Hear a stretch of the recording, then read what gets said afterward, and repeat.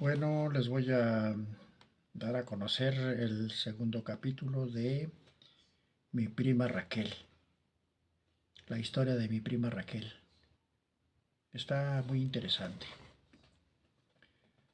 a mí lo parece así.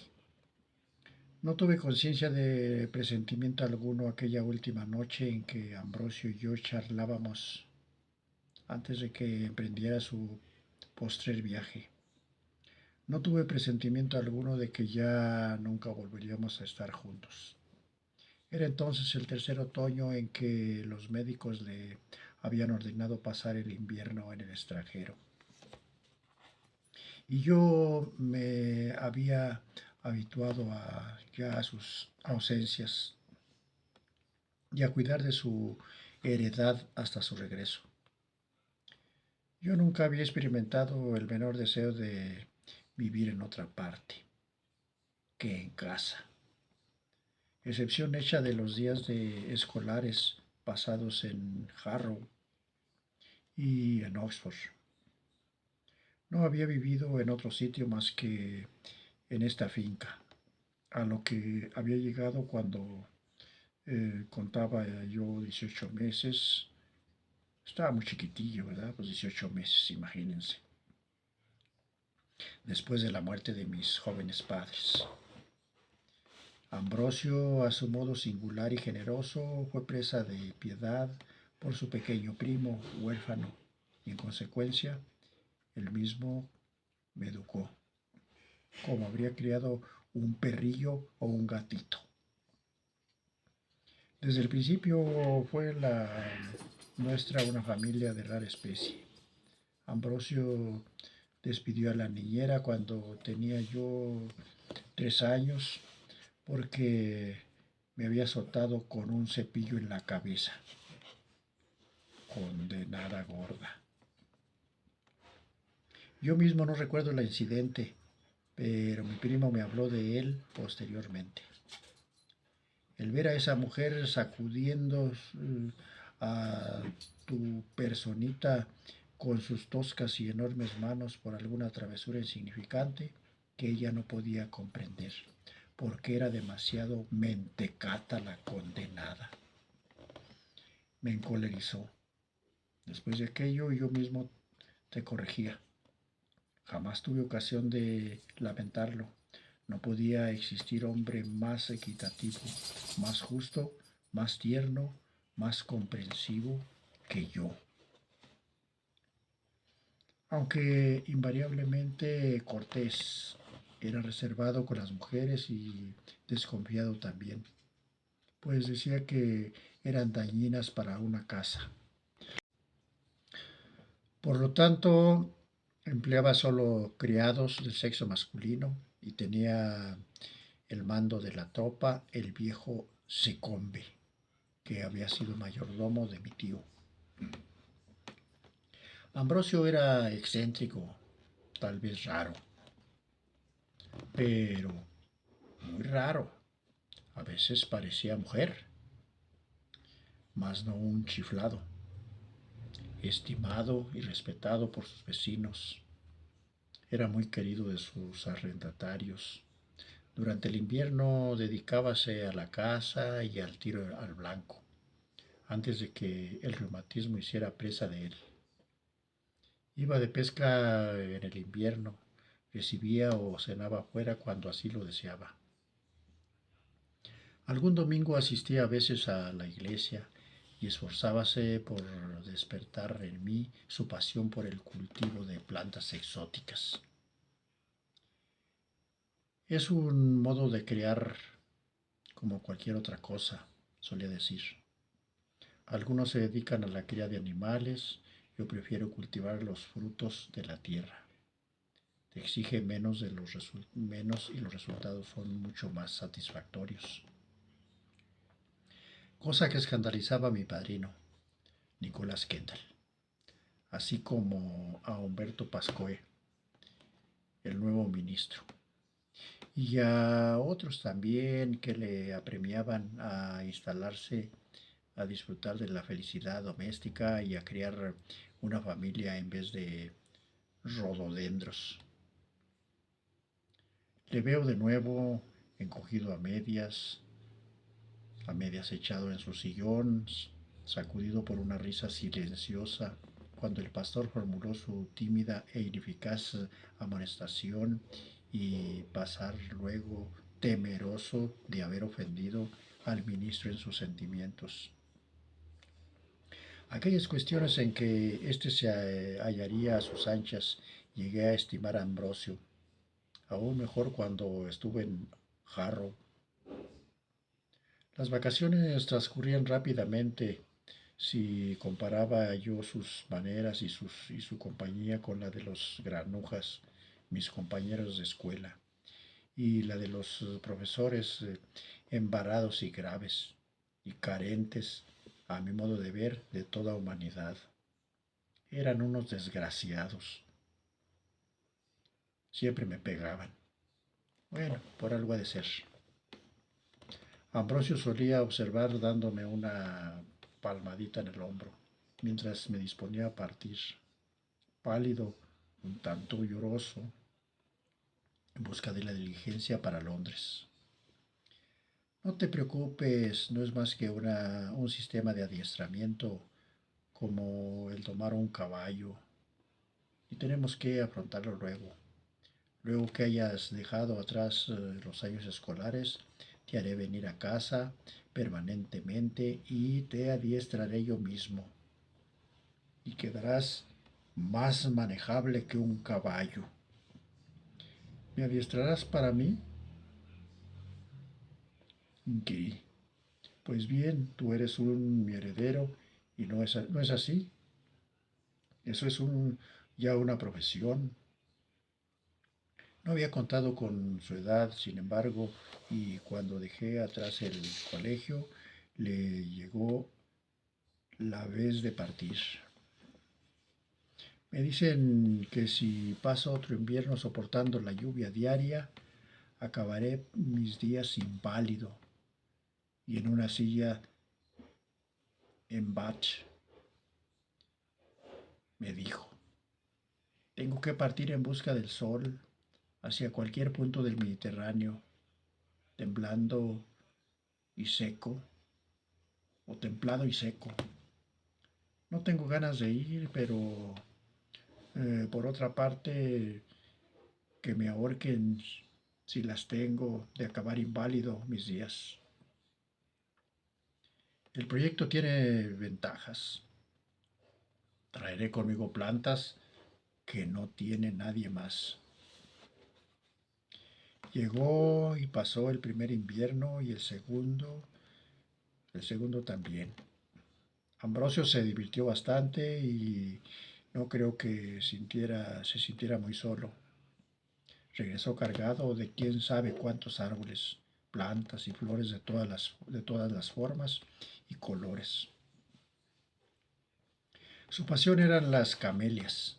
Iniciamos un plantío dedicado exclusivamente a ellas y desde el principio prosperaron. Así se fueron los meses hasta llegado el tercer invierno. Esta vez Ambrosio había optado por Italia. Alguien le había asegurado que allí habría aire seco y que no tendría por qué temer que lloviese. Aquella postrera noche hablamos hasta ya avanzada la hora, estirando ambos las piernas largas frente al fuego, los perros enroscados a nuestros pies. Ambrosio persistía en mirarme con expresión intrigada y reflexiva, y en desviar de mí la vista hacia los muros atesonados o artesonados de la habitación y hacia los retratos familiares. Me gustaría que vinieras conmigo, declaró repentinamente. No me tomaría mucho el hacer mi equipaje, repliqué. Ambrosio movió la cabeza y sonrió. No, hablaba en broma. No podemos ausentarnos los dos por meses enteros. El ser propietario entraña responsabilidades. Bien mirado. Podría ir contigo hasta Roma, insistí emocionado por la idea. Ya para Navidad estaría de vuelta. Ambrosio replicó con lentitud. No, no era más que un capricho. Se levantó y se aproximó a la ventana. Descorrió los pesados cortinajes y quedó inmóvil por unos instantes mirando hacia el prado. La noche era callada, apacible. Los grajos se habían retirado a descansar y por esta vez incluso las lechuzas guardaban silencio. Me alegro que hayas suprimido los senderos y ampliado el prado hasta la casa, dijo Ambrosio. Y estaría aún mejor si el césped siguiera en declive hasta el fondo, cerca de la dehesa de Jacas. Algún día tendrás que derribar la maleza para gozar de la vista del mar. ¿Qué quieres decir? ¿Que tendré yo que hacerlo? ¿Por qué no lo haces tú? No me respondió enseguida, al fin replicó. Es lo mismo, uno u otro. Recuérdalo, sin embargo. Ambrosio, deja que te acompañe. No seas necio, Felipe. Vete a acostar. Ya es muy noche. Eso fue todo. Ya no volvimos a tratar el asunto a la mañana siguiente. Durante el desayuno me dio sus últimas instrucciones sobre las siembras de primavera y otras cosas que tenía pensado que hiciera yo antes de su regreso. Era una mañana húmeda, desapacible. Wellington trajo el carruaje hasta la puerta. Los caballos se mostraban inquietos, ansiosos por ponerse en camino. Ambrosio se volvió hacia mí y me puso la mano en el hombro. Mira por todo, no me quedes mal. Yo repliqué, eres injusto, nunca te he quedado mal. Eres muy joven y he echado sobre tus hombros un peso muy grande. Sea como fuere, todo lo que tengo es tuyo. Eso bien lo sabes.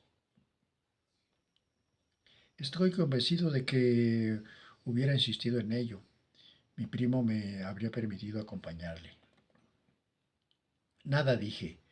Sin embargo, Secombe y yo le instalamos en el coche y por la ventanilla abierta me miró y nos sonreía. Muy bien, Wellington, ordenó. Partamos. Y echaron camino abajo a tiempo que comenzaba a llover. Transcurrieron las semanas como durante los dos inviernos precedentes. Yo echaba de menos a Ambrosio, como siempre, pero teníamos muchas cosas en que ocuparme. Si experimentaba la necesidad de compañía, montaba a caballo para ir a visitar a mi padrino, Nicolás Kendall, cuya única hija, Luisa, era unos cuantos años menor que yo y compañera de juegos de los días de infancia. Era una muchacha constante, ajena a toda idea y caprichosa y bastante bonita. Ambrosio solía embromarme en ocasiones diciendo que algún día Luisa sería para mí una buena esposa, mas confieso que nunca pensé en ella de esa suerte. Fue a mediados de noviembre cuando llegó la primera carta de Ambrosio, traída por el mismo barco que le había desembarcado en Marsella. Se hallaba muy bien, de excelente ánimo y ya deseoso de llegar a Italia. Su segunda carta procedía de Florencia. Yo conservaba todas sus cartas y en este momento las tengo frente a mí. Con cuánta frecuencia no las leí, lo menos que siguieron. Las tocaba, las desdoblaba y las leía de nuevo. Hacia el final de aquella primera carta, llegada de Florencia, en donde Ambrosio había pasado la Navidad y hablaba por primera vez de la prima Raquel. Me decía, he trabado conocimiento con una parienta nuestra. Me escribía. Ya me has oído hablar de los Corin. que hace tiempo que tuvieron una propiedad a orillas de Tamar, que fue vendida y ha pasado ahora a otras manos. Una de las Corin se casó con uno de los Asley hace 2 generaciones. Una descendiente de esta rama nació y fue educada en Italia por su padre indigente, por un padre indigente y una madre italiana.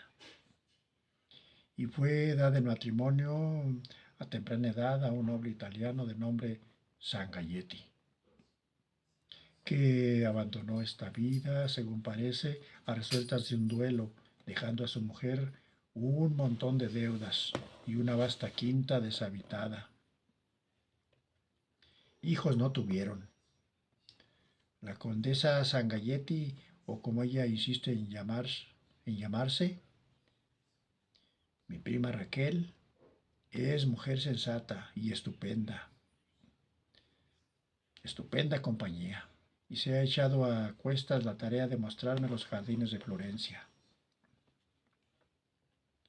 La carta que siguió consistía casi enteramente en una lista de jardines que parecían haber causado a Ambrosio una viva impresión. Otro tanto había hecho nuestra prima. Empiezo a profesar un verdadero afecto a nuestra prima Raquel, escribía Ambrosio a principios de la primavera. Y me siento en extremo apesadumbrado al imaginarme lo que habrá sufrido a manos del tal Sangalletti. Es tan inglesa como tú o como yo en sus hábitos y en su modo de pensar, y se creía que hasta ayer hubiera vivido junto al Tamar. Es sumamente inteligente, aunque, a Dios gracias, sabe bien cuándo ha de tenerse la lengua. Nada de ese incansable parlotear tan común en las mujeres. Me consiguió excelentes habitaciones en Fisole, no lejos de su propia quinta. Y cuando el tiempo sea más benigno, pasaré gran parte de mi tiempo en su casa, sentado en la terraza o trasteando en los jardines. En los jardines famosos por su disposición y sus estatuas. ¿De qué vive apenas? Si lo sé, pero entiendo que tuvo que vender muchos de los objetos de valor de la quinta a fin de saldar las deudas del marido. Pregunté a Nicolás Kendall si recordaba él a los Corin. Así era, y su opinión de ellos era muy buena. Eran gente desordenada, perdieron en el juego su dinero y sus propiedades. El padre de esa mujer debe de haber sido Alejandro Corin. Me parece en efecto que desapareció en Europa. Ignoro lo que haya pasado. Sin embargo, no menciona Ambrosio la edad de esa condesa. No solo me contaba que se había casado con muy joven, pero me decía cuánto tiempo hace. Supongo que será una mujer de edad madura. Debe ser en extremo encantadora para que el señor Asley se haya fijado en ella, observó Luisa. Hasta ahora nunca le he oído expresar admiración por ninguna mujer. Probablemente ahí está el secreto, repliqué yo. Es una mujer fea y sin adornos, y Ambrosio no se considerará obligado a decirle cumplidos. Me alegro. Recibí otras 2 o 3 cartas desilvanadas, sin muchas noticias, o acababa Ambrosio de volver tras de haber estado cenando con nuestra prima Raquel, o se disponía a ir a cenar con ella. Me decía cuán pocos eran entre amigos que Raquel tenía en Florencia, los que en realidad podían aconsejarla desinteresadamente respecto a sus problemas. Él mismo se lisonjeaba agregaba Ambrosio, de perder, de poderlo hacer. Y Raquel se mostraba muy reconocida. A despecho de sus muchos intereses, parecía estar muy sola. Nunca pudo haber tenido cosa alguna en común con Sangalletti, y declaraba que durante toda su vida había estado sedienta de amistades inglesas. Tengo la impresión de haber realizado algo, escribía Ambrosio, además de haber adquirido cientos de plantas nuevas para llevar conmigo a mi regreso a Inglaterra. Pasó luego un buen lapso, nada me había dicho Ambrosio de la fecha de su regreso, mas este ocurría habitualmente, hacia fines de abril. Llegaron sus letras poco después de Pascua, y escribía: Querido primo, mi silencio te habrá extrañado. La verdad es que nunca imaginé que algún día habría de escribirte una carta semejante. La providencia obra de modo misterioso. Has estado siempre tan ligado a mí que posiblemente hayas adivinado ya en parte la turbación por que ha pasado mi ánimo durante las últimas semanas. No es turbación la palabra apropiada. Quizá debiera yo decirte gozosa confusión que está en convertirse en certeza. No tomé esta decisión precipitadamente. Bien sabes que soy demasiado hombre de hábitos para alterar mi modo de vivir por mero capricho. Mas desde hace algunas semanas había comprendido que ningún otro camino era posible. Había encontrado algo que nunca antes encontré y que no creía que existiese. Mis pensamientos han ido en busca tuya muy a menudo, pero no sé por qué no he tenido ni la calma ni la serenidad suficiente para escribirte hasta ahora. Has de saber que tu prima Raquel y yo nos casamos. ¿Cómo la ves? Hace 15 días. Nos encontramos ahora en Nápoles, en luna de miel, y nos proponemos volver a Florencia en breve. ¿Qué hagamos después? No sabría decirlo. No hemos hecho proyecto alguno, y a la hora presente ninguno de nosotros desea vivir más allá del momento. Algún día no muy lejano, Felipe, espero que la conocerás. Mucho podría decirte en descripción de su persona, tanto que te fastidiaría, así como la de su bondad también, de su cierta y solícita ternura. Todas estas cosas las habrás de ver por ti mismo. Comunica la nueva a todo el mundo, da a todos mis recuerdos y los de Raquel también. Y recuerda, queridísimo hijo y cachorrillo mío, que esta unión, ya avanzada mi vida, no podrá disminuir un ápice el profundo cariño que te tengo, sino que mejor habrá de acrecentarlo, y que ahora que me considero el más dichoso de los hombres, procuraré hacer por ti mucho más que antes, ya que tendré a mi mujer para ayudarme. Escríbeme sin tardanza, y si puedes molestarte en hacerlo así, agrega algunas palabras de bienvenida para tu prima Raquel. Siempre afectuosamente, Ambrosio. Tan, tan. La carta se recibió alrededor de las 5:30, cuando acababa yo de comer. Por fortuna me encontraba a solas. Me la guardé en el bolsillo. Salí y andando bajé por la pradera hasta el mar. Trepé por sobre las rocas hasta un estrecho arrecife que se encontraba en la pequeña bahía en la que solía yo nadar durante el verano. Tomé asiento y, sacando la carta del bolsillo, la leí otra vez.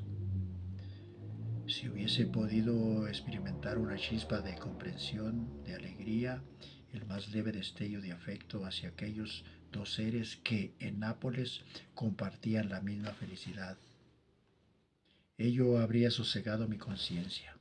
Avergonzado de mí mismo, amargamente enfurecido por mi egoísmo, fui capaz de hacer brotar de mi corazón sentimiento alguno. Me estuve allí aterido por la pena de la mirada fija en el mar tranquilo y raso. Acababa yo de cumplir los 23 años. Ya estaba macicito. Y me sentía tan triste y desamparado como me había sentido años antes, al verme en un banco del cuarto curso de Harrow, sin que nadie me brindase apoyo y sin perspectiva alguna, apenas la de un mundo nuevo de impresiones ignoradas, indeseable para mí. Bueno, este es el segundo capítulo de la historia de mi prima Raquel.